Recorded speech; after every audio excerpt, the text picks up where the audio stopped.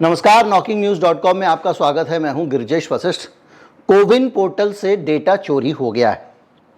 अब ये एक लाइन जो सुनते हैं हम, तो अक्सर लोगों को कुछ होता होगा, डेटा किसी का चोरी हो गया होगा। जैसे हमारे मोबाइल में डेटा रहता है, किसी के गाने वाने चुर गए होंगे या कुछ चोरी हो गया होगा या कुछ जानकारी चोरी हो गई होगी। लेकिन इस डेटा के चोरी होने के पीछे एक पूरी कहानी है जिसको आपको समझना चाहिए और इस देश के नागरिक होने के पीछे हमको समझना पड़ेगा। सबसे पहले हमको डेटा की वैल्यू समझनी पड़ेगी।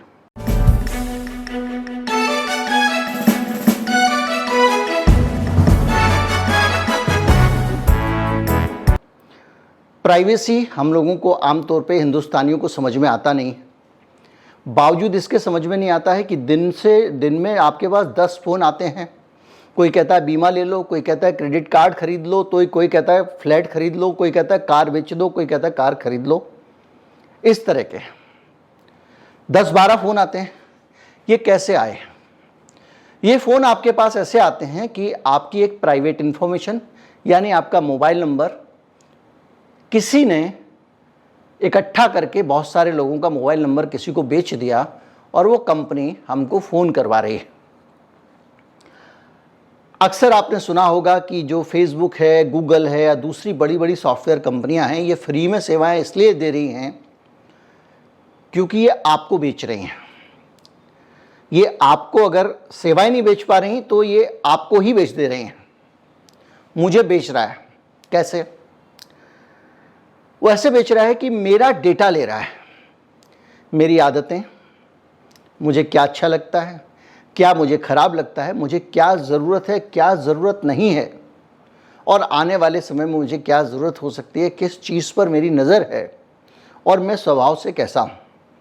ये सारी जानकारियाँ, ये सोशल मीडिया प्लेटफॉर्म मेरी जानकारियाँ इकट्ठी करते हैं और उनका इस्तेमाल, ये जो बड़ी कंपनियां हैं, गूगल है, फेसबुक है, ये इनका इस्तेमाल मेरे ही खिलाफ करते हैं। खिलाफ कहेंगे या कुछ कहेंगे, मुझे सामान बेचने के लिए करते हैं। यानी इनके पास डेटा है, उसके आधार पर ये जानते हैं कि ये आदमी आजकल पुरानी कार का रेट ढूंढ रहा था, इसका मतलब ये कार खरीदेगा। तो कार बेचने वाली कंपनियों के जो जानकारियां हैं, उनके जो विज्ञापन है, वो मुझ तक पहुंचाए जाएं। और जब वो मुझ तक वो पहुंचाएंगे और किसी को मैं क्लिक करूंगा तो वो कंपनी फेसबुक को पैसे देगी या यूट्यूब को पैसे देगी या गूगल को पैसे देगी। जो आप वेबसाइट देखते हैं, ज़्यादातर वेबसाइट में जो विज्ञापन देखते हैं, गूगल एड्स, वो गूगल को पैसे मिलते हैं।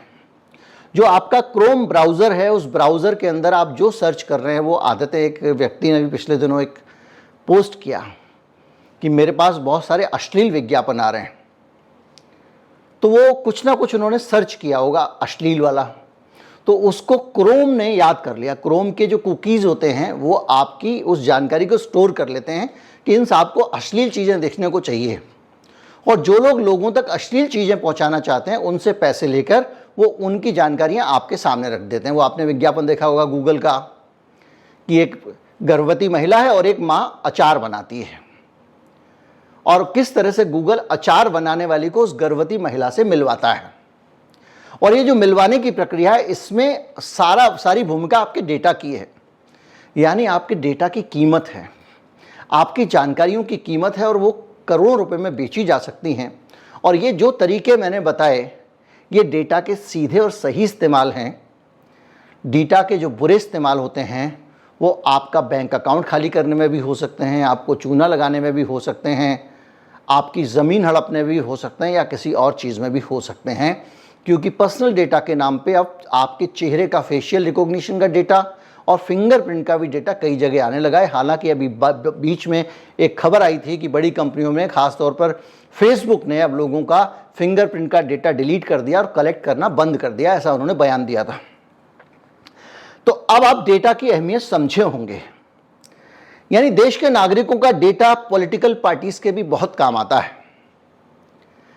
कौन सा आदमी कौन सी चीज पसंद करेगा और किसके पास कौन सा स्लोगन भेजा जाए, ये आदमी है, इसके पास अगर मैं विकास की बात करूंगा तो ये वोट दे देगा। ये आदमी है, इसको मैं हिंदू मुसलमान से डराऊंगा तो ये वोट दे देगा। इसको इस्लामोफोबिया से डरा के वोट लिया जा सकता है, इससे जात के नाम पे वोट लिया जा सकता है। इससे रोज़गार के नाम पे लिया जा सकता है। ये बेरोज़गार है, नौकरी ढूंढ रहा था गूगल पे जाके। तो ये डेटा जो है ना, ये संपत्ति है, ये हम सब हैं, धन है। तो एक मसला उठा था कि कोविड के जब टीके लगाए जा रहे हैं, तो जो फ्री में टीके लगाए, आज आमतौर पे डेटा का रेट मार्केट में आज भी 1 रुपये 2 रुपये एंट्री है। तो जो आपको टीके लगाए जा रहे थे, उस दौरान आप याद होगा मैंने अपने चैनल पे, इसी चैनल पे आपको बताया था कि किस तरह से कोविड के टीके लगाने के साथ साथ सरकार कोविन पोर्टल में आपका डेटा भी इकट्ठा कर रही है। अब आपके दिमाग में आएगा कि भाई सरकार पोर्टल में डेटा इकट्ठा कर रही है तो सरकार क्या दुरुपयोग करेगी, वो थोड़ी विज्ञापन देगी। मैं आपको बताता हूँ, सरकार अलग अलग तरीके से उस डेटा को इस्तेमाल करती है। जैसे हिंदुस्तान में बड़े बड़े स्तर पर अगर फसल का डेटा ले लीजिए, अगर मान लीजिए सरकार में बैठा हुआ एक नेता किसी गेहूं या दाल के कारोबार में तंजानिया से दाल इंपोर्ट करता है, वो आदमी मान लीजिए, और उसके कारोबारी से मिला हुआ है, और उसके पास में अगर पूरे देश का डेटा होता है, तो वो आसानी से ये समझ सकता है कि इस बार अरहर की दाल की फसल ज़्यादा होने वाली है, तो वो तंजानिया वाले भाई साहब उसका इंपोर्ट कम कर देंगे। ये भी हो सकता है कि उसको लगे कि इस बार ये जो आदमी जो बाहर एक्सपोर्ट कर रहा है, चीन में दाल भेज रहा है या चावल भेज रहा है या तेल भेज रहा है, इस आदमी को अगले साल ज़्यादा ऑर्डर मिलने वाला है, तो सरकार डाटा को देखकर किसानों को प्रोत्साहित करे कि आप इस बार तेल की फसल ज़्यादा उगाइए। अलग अलग स्तरों पर भ्रष्टाचार होता है और डाटा का इस्तेमाल होता है। डाटा कई तौर पे होता है, मौसम का भी डाटा होता है, इसी तरह से पर्सनल डाटा भी होता है। तब जब कोविन ऐप के ज़रिए जब लोगों को टीके लगाए जा रहे थे, तो उनसे भी डाटा जबरन लिया जा रहा था। देखिए, प्राइवेसी आपका मौलिक अधिकार है, ये फैसला सुप्रीम कोर्ट दे चुका है। मेरी पर्सनल इंफॉर्मेशन कोई भी व्यक्ति मुझसे जबरदस्ती नहीं ले सकता। टीका लगाना अनिवार्य नहीं था, लेकिन जबरदस्ती लगाया जा रहा था, और टीका लगवाने के लिए जबरदस्ती एक इंफॉर्मेशन भी आपको लेनी थी। एक हेल्थ आईडी आपको कोविन ऐप पे बनानी थी, और वो हेल्थ आईडी बनाकर एक बड़ा डाटाबेस इस देश के लोगों का एक ही सर्वर में इकट्ठा कर दिया गया। उस डाटाबेस के जरिए यह भी हो सकता था कि कौन सी दवा बेचनी है, अस्थमा के पेशेंट कितने हैं इस हिंदुस्तान में, डायबिटीज़ वाले कितने हैं इस हिंदुस्तान में, शुगर वाले कितने हैं। और उस डाटा का एक अच्छा उपयोग भी हो सकता है कि उन लोगों की मदद की जाए, और एक बुरा उपयोग भी हो सकता है कि उन चीज़ों की, बीमारियों की ज़रूरत पैदा की जाए, उसकी होर्डिंग कर दी जाए। क्योंकि सरकार जो किसान कानून ला रही थी, उसमें तो आपने देखा उन्होंने तो जमाखोरी को लीगलाइज कर दिया था। आप जितनी चाहें अरहर की दाल अपने पास रख लें और दाम दूना होने पर बेचें, ये आपका अधिकार है। ये था उन कानूनों में जिनको सरकार ने वापस ले लिया, आधिकारिक रूप से नहीं लिया, पीएम ने ऐलान किया है। तो ये चीज़ें हैं। तो वो कोविड का डाटा, अब आप समझे होंगे कितना अहम डाटा है। अब वो डाटा कुछ ऐसे लोगों के हाथ में लग गया जिन्होंने टेलीग्राम पे एक बॉट बना के डाल दिया। बॉट मतलब कंप्यूटर की भाषा में रोबोट का शॉर्ट फॉर्म है, यानी कुछ ऑटोमेटिक सा काम करने वाला। और रोबोट हमेशा ऐसा शरीर लोहे के पुतले की तरह नहीं होते हैं, कुछ बॉट्स अंदर भी होते हैं, कुछ क्रॉल्स भी होते हैं जो रेंगते रहते हैं और डाटा की तलाश करते रहते हैं, पता करते रहते हैं, हर वेबसाइट पे जाके चेक करते हैं, वो भी होते हैं। तो जो बॉट्स हैं उनमें आप नाम डालिए और डाटा निकल आएगा। तो बहुत सारे लोगों का डाटा उस पर निकला, बहुत सारे पत्रकारों का डाटा, पी चिदम्बरम का डाटा, और बहुत सारे लोगों का डाटा इस पर हो गया बवाल। बवाल हुआ तो हमारे जो राजीव चंद्रशेखर हैं, सूचना और प्रसारण राज्य मंत्री, उनको रविशंकर प्रसाद को हटाकर उनको लगाया मोदी जी ने। उन्होंने इस पर सफाई दी, उन्होंने ये जो ट्वीट किया, ये जो फ़ोन नंबर की एंट्री करने पे पूरी डिटेल निकल के आ रही है आदमी की, ये बॉट ने एक्सेस किया है, राजीव चंद्रशेखर का कहना है। मैं अंग्रेजी से हिंदी करके आपको बताता जा रहा हूँ। और ये कोई खतरनाक डाटाबेस से आ रहा है, और ये ऐसा लगता है कि ये डाटा कोविन से पहले इकट्ठा किया गया है। Data was stolen in the past, यानी डाटा पहले चोरी किया गया था किसी ज़माने में, अभी की चोरी नहीं है, कोविन की चोरी नहीं है। ये सरकार की सफाई है। अब एक सवाल उठता है, भैया तुम्हारे घर का सामान था ना, इस देश की निधि थी ना, कब चोरी हुआ, किसने चोरी किया, आपने कोई एफआईआर कराई, इस डाटा चोरी की कोई सूचना सरकार के पास है? क्या चौकीदार हैं आप? सरकार चौकीदार है? आप सो रहे थे जब डाटा चोरी हुआ? अगर आप जाग रहे थे तो आपने एफआईआर क्यों नहीं कराई? जब चोरी हुआ तब क्यों नहीं पता चला? ये बड़ा सवाल है, और ये गंभीर सवाल और भी सवाल खड़े करता है। और इसी में राजीव चंद्रशेखर अपने ट्वीट में बहुत गंभीर बात कहते हैं, उसको आप समझिए। हेल्थ का डाटा, हेल्थ आईडी बनाना आपने कोविड के टाइम पे देख लिया होगा कितना आसान करता है दुनिया भर के फार्मा लॉबी को आपके जरिए पैसे बनाने में कैसे मदद करता है। इसमें मैं वीडियो डिटेल में पहले बना चुका हूं। अब ये कह रहा है कि ये कोविन ऐप का डाटा हमको नहीं लगता है कि कोविन ऐप से निकाला गया है। तो एक चीज स्पष्ट हो गई कि इस देश में डाटा की सुरक्षा कितनी भी अच्छी हो, हम ये नहीं कहेंगे भगवान भरोसे, लेकिन स्थिति भगवान भरोसे जैसी है, कब कोई चाहेगा चुरा लेगा पता नहीं चल पाता। तो अगर आपके घर में चोरी वोरी होती रहती है, आपको लगता है मोहल्ले में चोरी हो रही है, तो आप क्या करोगे? आप अपने जेवर, क्या हर सारे जेवर और सारे गहने, सारे रुपए सब एक जगह एक डब्बे में डाल कर रख दोगे? क्या आप ऐसा करोगे? या आप अलग अलग जगह छिपाओगे कि भैया एक जगह से चोरी हो जाए दूसरी जगह तो बच जाए, और ख़ास तौर पे उस घर का जिसकी चोरी हो जाए उसको पता ही नहीं चला कई कई साल तक? तो क्या ऐसे में कोई चीज़ को एक साथ रखना चाहिए? अब ये इनका राजीव चंद्रशेखर साहब का अगली लाइन पढ़िए। ये लिख रहे हैं, national data governance policy have been finalised that will be create a common framework of data storage, access and security standards across all government. यानी पूरे देश के डाटा का एक ही जगह इकट्ठा करके एक ही तरह का उसका सिक्योरिटी सिस्टम होगा, एक ही सिक्योरिटी प्रोटोकॉल होगा, एक ही ताला होगा। अगर वो ताला तोड़ लिया तो पूरे देश का डाटा चोर ले सकता है। हमारे यहाँ पे आप याद कीजिए, एक बार एक बैंक का, मैं नाम बताऊंगा नहीं, डेटा चोरी हो गया था, उसके क्रेडिट कार्ड होल्डर्स का डेटा चोरी हो गया था। तो ये जो आप एक ही जगह सारा डेटा रख रहे हो, ये क्यों रख रहे हो? अब अगर सरकार की नीयत में गड़बड़ी हम मान लें, 2 मिनट के लिए मान लेते हैं, पैसे नहीं हैं, लेकिन कभी भी सरकार में कोई बुरी नीयत का आदमी आ सकता है। बहुत सारे भ्रष्ट लोग सरकारों में आते रहे हैं, भ्रष्टाचार के बड़े बड़े मामले आते रहे हैं। जब ये सरकार जाएगी इसके भी बहुत सारे मामले निकल के आएंगे।